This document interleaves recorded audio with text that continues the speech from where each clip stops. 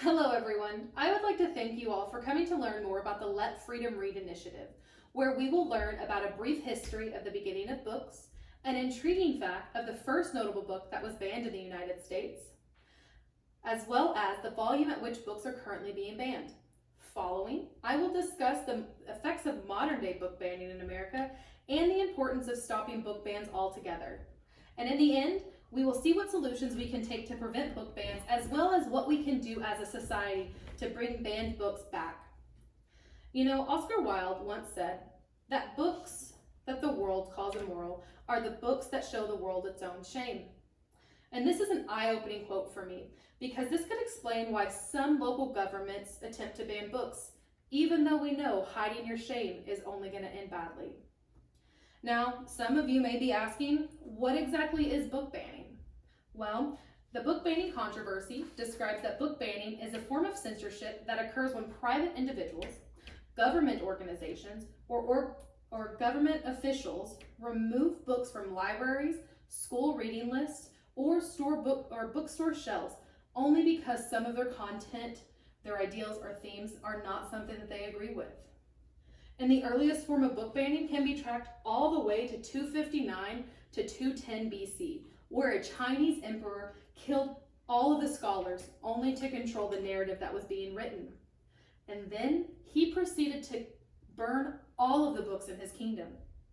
Now, as far as I know, we don't go around killing people anymore in the attempts to ban books. However, we do still take books off the shelf in the attempts to control the narrative and what is taught to the masses. An example of this comes from the first notable book that was banned in the United States. Uncle Tom's Cabin by Harriet Beecher Stowe was published in 1852. And shortly after it was published, it was immediately banned in the South, only because it portrayed a pro-Black theme. Now, unfortunately, this is not the first and last book that was banned, and we will see more banned in the future. Now, jumping to the present, we are currently seeing a significant higher volume at which books are being challenged to be taken off of our shelves.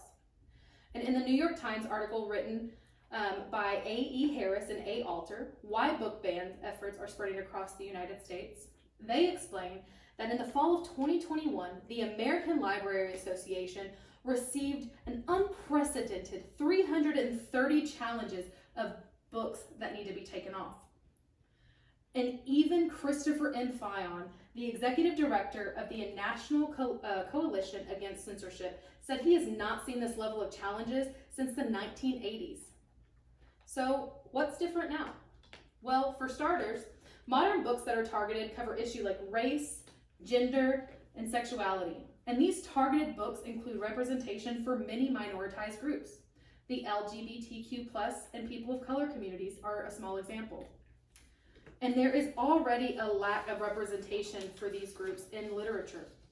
And banning these books are not making it any better. And To Be Able to Imagine Otherwise by Michelle Caswell and other writers, they explain that the experience of being excluded and misrepresented from media, mainstream libraries, archives, museums, and even local archives can cause severe negative consequences to one's self-belonging and or place in this world. And by banning these books, we are also preventing minoritized groups from feeling empowered and validated. Therefore, by preventing or stopping book bans, we will give access back to the parents and children who are entitled to these books that cover difficult topics. Additionally, we will give back the possibility for conversations and understanding that are discussed in literature. And if these books that are being banned that cover race, sexuality, and gender would stop being banned, then students will be able to expand their knowledge, learn to empathize with others, learn valuable critical thinking skills, and most importantly, they will learn about other people's experiences that are different from their own. For example, in the books I Am Jazz by Jazz Jennings and All Boys Aren't Blue by George M. Johnson are both books that have been banned in parts of the United States. But by taking these books off the shelf, we are not only removing books that provide representation, but we are also taking away the ability for students to have difficult and needed conversations. And all of this is robbing our students of growth and creating ignorance. And if we want to avoid this ignorance from flourishing, banning books is not the way to go. It is time for us to take action, and we can do this in many ways. One solution is as simple as going to the ballot box. If parents are concerned about something, politicians need to pay attention. So let's make 2022 the year of the parents at the ballot box. Additionally, our concerned students can help by asking their parents to take a stand and help to develop reading programs for our students to continue to grow their appreciation for diverse literature. Another solution could be by creating book clubs for students who do not have access to these banned books. And these book clubs will create a safe place for these students to discuss and have these difficult conversations regarding sexuality, gender, and race.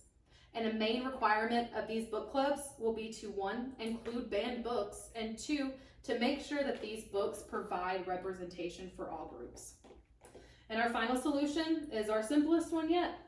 All we ask is that you go to our website, www.letfreedomread.org, to sign our petition to end our book bans.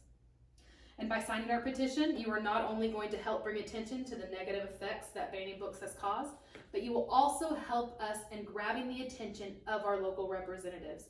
And once we have enough signatures, we can take it to them. And finally, I want to just thank you all again for coming and joining us at this presentation.